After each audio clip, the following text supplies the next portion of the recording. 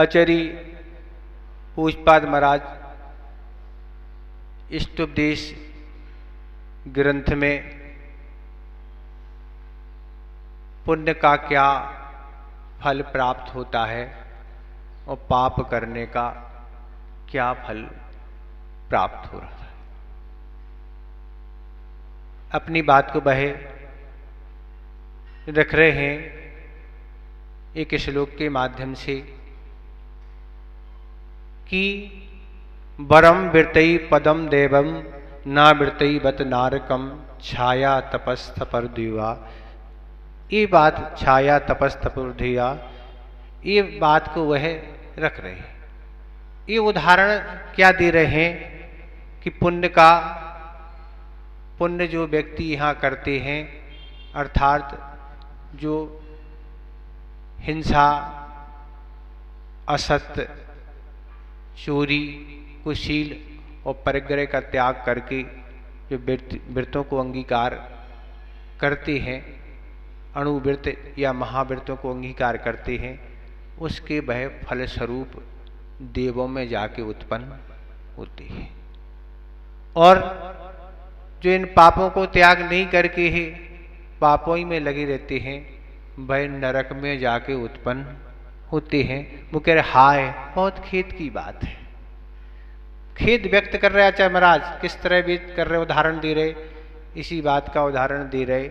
जिस तरह 3 व्यक्ति कहीं निकले हुए हैं, गर्मी का समय है, और उन 3 व्यक्ति में एक व्यक्ति अगर पीछे रह जाता है तो ये दोनों के अंदर भाव आता है कि भाई तीसरा व्यक्ति भी आ जाए, उसको साथ लेके अपन तीनों साथ चलेंगे। तो एक व्यक्ति तो उसी के इंतजार में धूप में खड़ा हुआ है और एक व्यक्ति वृक्ष की छाया में बैठ गया है। दोनों को इंतजार करना। तो आचार्य महाराज यही कहने वाले हैं, जिस तरह वह धूप में खड़े हुए और छाया में बैठे हुए व्यक्ति की समान ये स्थिति है कि जैसे योग्य दिव्य क्षेत्र काल अभी मोक्ष जाने के लिए नहीं है, काल नहीं है, संज्ञा आदि नहीं है, तो इंतजार तो करना ही पड़ेगा।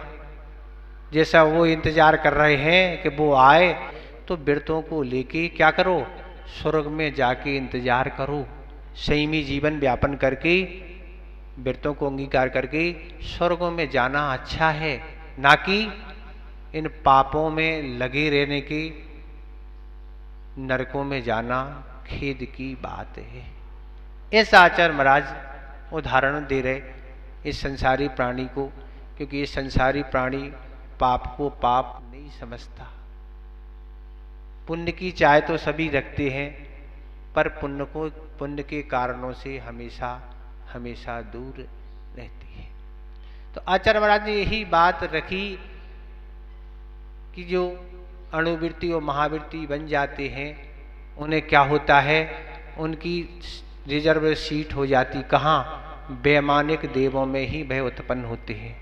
उनका एकमात्र कौन सी गति प्राप्त होती है, देव गति। पर देव तो 4 प्रकार के होते हैं, उसमें वह वैमानिक देव ही बनते हैं।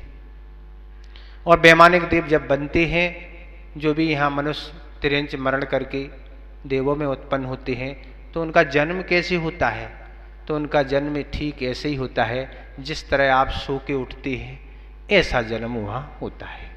और जैसे ही सो के उठता है वह देव, अंतर मूर्त में देव पर्याप्त हो जाते हैं। उन्हें मनुष्यों जैसे 9 माए गर्मों की वेदना सहन, गर्म में रह के जैसे मनुष्य 9 माए वेदना को सहन करते हैं, ऐसी देवों की कोई वेदना नहीं होती। बस सो के उठे ऐसे जन्म हो जाता है, कोई दिक्कत का काम नहीं। और वहाँ के जो देव होते हैं वैसे जन्म होता है, अच्छे अच्छे गीत और शब्दों से उसका स्वागत सम्मान करते हैं, अनेक प्रकार के गीत गाते हैं, अनेक प्रकार के प्रशंसक शब्द बोलते हैं। इस तरह उन देवों में जन्म होता है। और वह क्या है, देवों में क्या है, बुढ़ापा नहीं आता। आप तो जल्दी बुढ़ापा आ जाता, अब तो 40-50 साल में बुढ़ापा आने लगा सुनते हैं। पर देव जन्म से लेके अंत समय तक हमेशा युवा रहते, कभी वह उनमें बुढ़ापा नहीं आता, उनके शरीर में कोई रोग नहीं होता, वह कभी थकते नहीं, वहाँ रात और दिन का कभी भेद नहीं होता, न रात्रि होती न दिन होता। इस तरह की देवों की सारी सुविधाएं हैं। और क्या है, देवों को क्या है, कोई व्यापार धंधा नहीं करना पड़ता, न कोई खेती किसानी, न कोई नौकरी, न कोई व्यापार। सब कुछ कहाँ से प्राप्त होता है, जो व्रतों को अंगीकार किया, यहाँ पुण्य कमाया है, उसके फलस्वरूप वहाँ 10 प्रकार के कल वृक्ष होते हैं। बस केवल स्मरण करना पड़ता है, उन कल वृक्षों से सारी वस्तु उन्हें स्वयं उपलब्ध हो जाती। कहीं कमाना और धमाने की कोई बात नहीं, वहाँ बच्चे नहीं होते हैं, बच्चों की भी एक समस्याएं हैं, भाई कोई समस्या नहीं, बस देव देवी रोती हैं। एक देव को कई देवियाँ प्राप्त हो सकती हैं, जैसी जिसकी उसकी क्षमताएं हैं। कम से कम एक देव के बताते हैं, शायद कहीं कहीं 32, कहीं कहीं 5 का भी शायद ऐसा मिलता, कम का भी हो सकता, पर 32 का तो है ही। तो इस तरह कम से कम है, और फिर विक्रिया से अनेक रूप बनाना वो तो अलग ही बात है। तो इस तरह के पुण्य स्वरूप ये सारी देवों में स्थितियां बनती हैं, और सागरों पर्यंत, क्या जितनी जितनी सागर आयु है उतने 1000 वर्ष एक बार क्या होती है, भूख लगती है तो वह भी अमृत कंठ में झर जाता है। इस तरह श्वास का भी यही स्थिति है। तो इस पुण्य के फल स्वरूप देवों में सारी सुविधाएं हैं, कोई दिक्कत नहीं, टिमकार उनकी नहीं, पलके नहीं छपकती हैं। तो इस तरह जो पुण्यशाली यहाँ से जाते हैं, वहाँ पुण्य पुण्य ही करते हैं, भगवान के सम्मुखण में जाके वाणी सुनते हैं, और भी अष्टांग का अभी हमने बताया था 6-6 घंटे जाके पूजन करते हैं, दोपहर वह पूजन करते हैं। तो इस तरह से देवों में अनेक सुविधाएं हैं, उनकी कोई भी वस्तु छिनती झपटती नहीं है, चोरी डकैती नहीं होती, वहाँ ताला चाबी का वहाँ कोई काम नहीं है, अंतराय कोई का पड़ता नहीं है। तो इस तरह देवों में सारी सुविधाएं हैं, जिनने पूर्व में यहाँ पापों का त्याग किया, उसके फल स्वरूप देवों में उत्पन्न होते हैं, और सारी वस्तुएं वहाँ रहती हैं, भोग सामग्री और भी सारी सुविधाएं वहाँ रहती हैं। इस तरह ये देवों का संक्षेप में हम आपको वर्णन बहुत कर दिया कि देव, पर आचार्य महाराज कह रहे इससे ज़्यादा सुनना तो आपको नरकों का वर्णन ज़्यादा अच्छा रहेगा, क्योंकि स्वर्गों के तो सुख आप भोग ही रहे हैं, यहाँ अच्छे से रह ही रहे हैं, कोई आपको कष्ट परेशानी तो यहाँ है ही नहीं।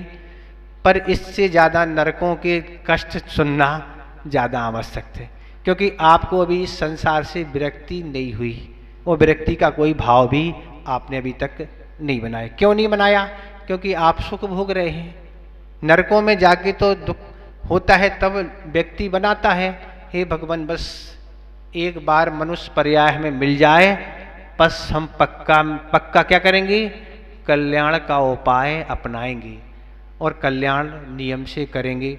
पर जैसे ही यहाँ आता है, वह अपना सारा संकल्प भूल जाता है, जो पूर्व में नरक की ओर कार्य किए थे वही पुनः फिर करने लगता है। आचार्य महाराज एक उदाहरण देते कि सभा में लोग जब प्रवचन सुनते हैं तो उनकी स्थिति क्या होती है, जैसे वृक्ष में पत्ता लगा रहता है, जब तक हवा चलती है तो पत्ता यूं यूं हलता रहता है, डोलता रहता है, और जैसे ही हवा बंद तो पत्ता डोलना बंद। ऐसे ही जब तक सभा में बैठे हैं, यहाँ है तो सब अच्छा अब ये करेंगे वो करेंगे, पर जहाँ गए वहीं के हो गए, उस काम में लग गए। अब हम भूल गए कि हम कौन सी बात सुन के आए थे जो हमारे करने योग्य थी। तो आज ये तो बहुत हमने आपको स्वर्ग के वर्णन बहुत संक्षेप में सुना दे। स्वर्ग की आपको क्या सुनना, तो स्वर्ग तो आपको नहीं सुनना, अब तो आप नरकों के दुख सुनो। कई बार हम प्रसंगों प्रवचन में आपको इस बात का जिक्र करते रहे कि हम कभी नरकों के बारे में सुनाएंगे, हमने सोचा आज सुना ही दें आपको। तो इस तरह देवों में तो जन्म होता है, जैसे सो के उठते ऐसे ही जन्म होता है, पर नारकियों का जन्म कैसे होता है? तो नारकियों का जन्म ऐसे होता है जैसे आप संक्रांति जब आती थी, पहले की ज़माने की बात है, जब आप भाड़ में कोई वस्तु सिकवाने जाते थे, ऐसे भाड़ों में जहाँ तीब अग्नि जल रही है, ऐसे भाड़ों के जन्म स्थान, भाड़ों के समान जन्म स्थान नारकियों के होते हैं। शुरू से सिकना चालू हो गया, क्या करना? पर महाराज तो शुरू ही में मरण हो जाएगा। पर नरकों में बहुत अच्छी एक व्यवस्था है, वहां अकाल मरण नहीं होता।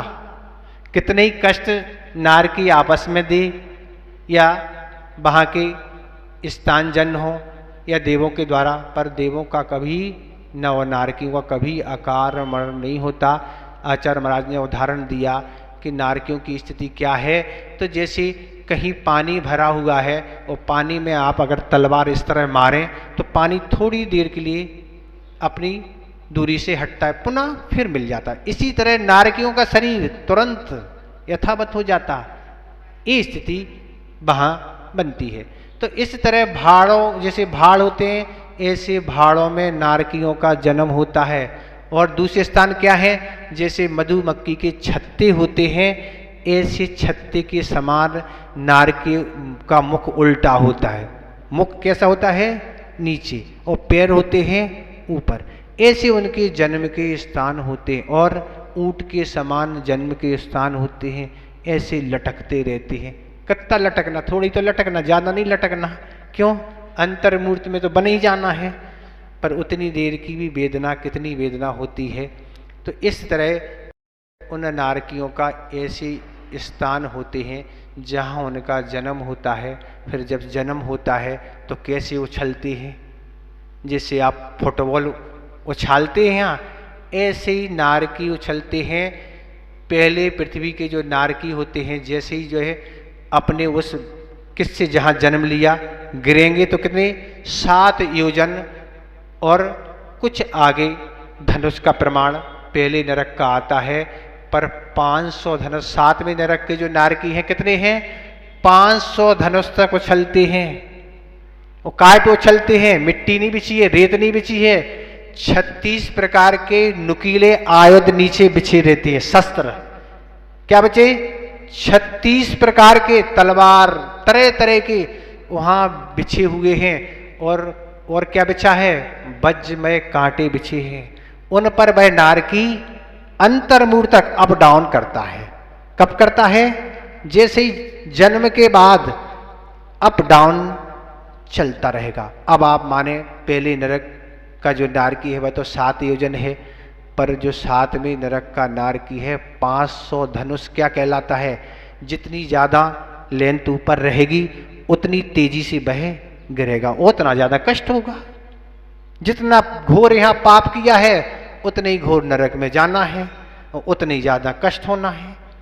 तो ये सारी स्थितियाँ, इस 36 प्रकार के नुकीले तलवार आदि और वज्रमय कांटे होते, एक कांटे बिछे होते तो आप तोड़ देते, आपके गिरने से टूट जाते, पर वज्रमय कांटे हैं, टूटने की कोई वहाँ व्यवस्था नहीं है। अंतर्मूतर उछलते रहो, याद करते रहो हमने कौन सी हिंसा की थी, कौन सा असत्य बोला था, कौन सा हमने चोरी की थी, कौन सा कुशील पाप किया था, कौन सा परिग्रह। ये पाप वहाँ याद करते रहो अच्छे से। अब तो अकाल मरण होना ही नहीं, जाने की कहीं बात नहीं, यहाँ तो आप चले ही जाते कहीं। क्या होता है? जिस नारकी का जिस बिल में जन्म होता है उसको जीवन भर उसी में रहना पड़ता है। अच्छे से सुनते जाओ आप। जहाँ जन्म हुआ जिस बिल में, उसमें जीवन भर वहीं रहना पड़ता है, कहीं जाना नहीं होता है। यहाँ तो आपका लड़ाई झगड़ा हो जाता तो सासरे वाले मायके चले जाते, मायके के साथ, वहाँ तो ससुराल और मायका एक ही है, वहाँ कहीं जाने आदि की कोई व्यवस्था नहीं है, वहीं जीवन भर रहना है। और काला काला भास होता है, हमेशा अंधेरा रहता, वहाँ कोई लाइट की व्यवस्था नहीं। यहाँ तो लाइट चली जाते तो एसी कूलर बंद हो जाते, वहाँ हमेशा अंधेरा अंधेरा है, कोई लाइट की व्यवस्था नहीं। अंधेरे में लड़ते हैं वो, लाइट की उन्हें जरूरत नहीं। अवधि ज्ञान से सब जान लेते हैं कौन नारकी कहाँ है, सब जान लेते। तो इस तरह वहाँ की व्यवस्थाएं हैं। और क्या है? इस तरह से वह वहीं बिलों में रहते हैं। तो ये तो हो गए उनकी जन्म की व्यवस्था। आयतों पर गिरते हैं, पर आगे जाके क्या है, तो कर्ण में महाराज संगीत वहाँ सुनाई देते होंगे। क्या लगा हुआ संगीत सुनने के लिए कोई म्यूजियम आदि होंगे क्या? तो वहाँ कर्ण इंद्री के विषय तो हमेशा नारकी आपस में गाली दे के ही बात करते हैं। अगर कुछ समय के लिए आपको ऐसा वातावरण मिले तो आप घबरा जाते, कैसा वातावरण बना है, पर वहाँ हमेशा कौन सी भाषा है, गाली देकर ही बात करते हैं। आचार्य महाराज ने कहा था वहाँ गाली के अलावा कोई सुनाई नहीं देती, झगड़े की स्थिति हमेशा है, न रात है न दिन है। जैसा देवों में था ऐसे ही यहाँ है।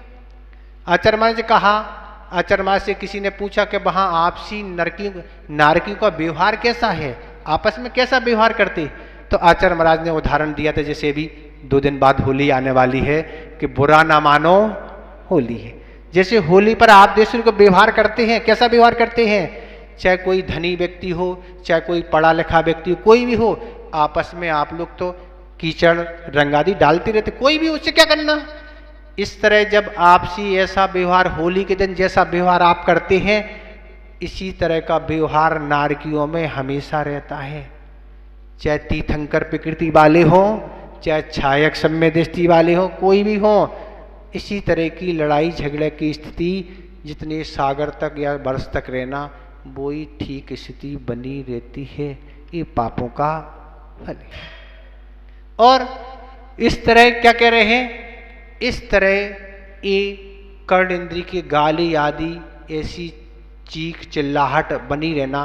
फिर दूसरे नंबर का इंद्री का विषय चक्षु इंद्री का विषय, तो महाराज चक्षु इंद्री का विषय तो आचार्य महाराज उन्होंने लिखा है कि वह कभी इष्ट तो देखते ही नहीं, जब भी आंखों से देखते हैं अनिष्ट करना ही देखते हैं। ये कभी उनके अंदर भाव नहीं आता है कम इसका उपकार कर दें, नहीं, आंखों से जो भी देखेंगे वह क्या देखेंगे, बुरा ही देखेंगे। इस तरह आपका अभी इतने ही विषय ठीक है।